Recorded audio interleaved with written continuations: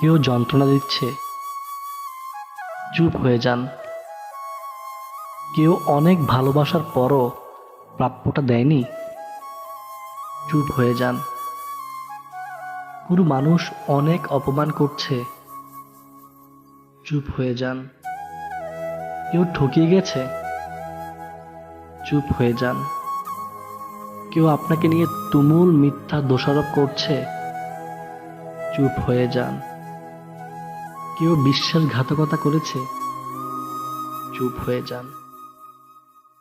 এমন নীরব হয়ে যান সে মানুষগুলো যেন আর কখনোই আপনার শব্দ কিংবা ছায়া না দেখে। মৃত হয়ে যান তাদের কাছে। প্রতিজ্ঞা করুন আর কখনোই ঘুরে তাকাবেন না। শুধু এই প্রতিজ্ঞাটা করতে পারলে আপনি কষ্ট পাবেন না। এই যে নীরবতা আপনাকে দম বন্ধ করা আর্তনাদ দিবে, কিন্তু অপর পক্ষকে দিবে আফসোস।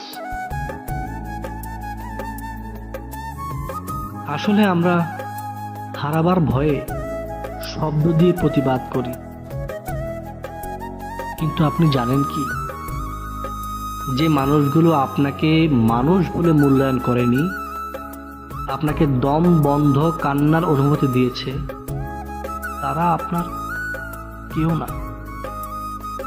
তাই শব্দ দিয়ে কান্না দিয়ে দুনিয়ার সমস্ত মূল্যবান সময় দিলেও ওরা আপনার মূল্য বুঝবে না।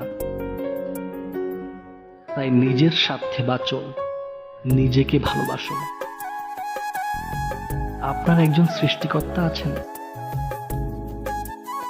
সকল দুঃখ কষ্ট চাওয়া পাওয়ার কথা সৃষ্টিকর্তাকে বলুন, তিনি সবকিছু সমাধান করবেন। সত্যি বলতে কি, এই পৃথিবীতে আপন বলতে কেউ নেই। প্রয়োজনের খাতিরে সবাই প্রিয়জন হয়। প্রয়োজন ফুরিয়ে গেলেই আপনাকে আর কেউ স্মরণ করবে না। এটাই বাস্তবতা, আর এটাই জীবন। দুই দিনের এই দুনিয়াতে সবাই সুসময়ের বান্ধব। বিপদে পড়লে দেখবেন পাশে স্বয়ং আপনি, আর কেউ নেই। অন্ধকারে তো নিজের ছায়াও দেখা যায় না। এই জগতে আপন যদি কেউ থেকে থাকে, তবে তিনি আপনার সৃষ্টিকর্তা। আপনি যদি আপনার মূল্যবান সময়গুলো তার চিন্তা চেতনা সমর্পণ করেন, তাহলে দেখবেন তিনি আপনার সাথে অদৃশ্যভাবে পাশেই থাকবেন। যতই বিপদ মোকাবেলা করেন না কেন, কোনো না কোনোভাবে রক্ষা পাবেন।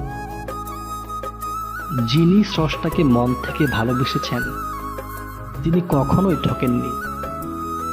স্রষ্টা সব সময় ভালোবাসার 16 আনা প্রতিদান দিয়ে থাকেন। তাই জীবনে সকল কার্য করার পূর্বে স্রষ্টাকে স্মরণ করবেন। কাজের সফলতা পেয়ে যাবেন।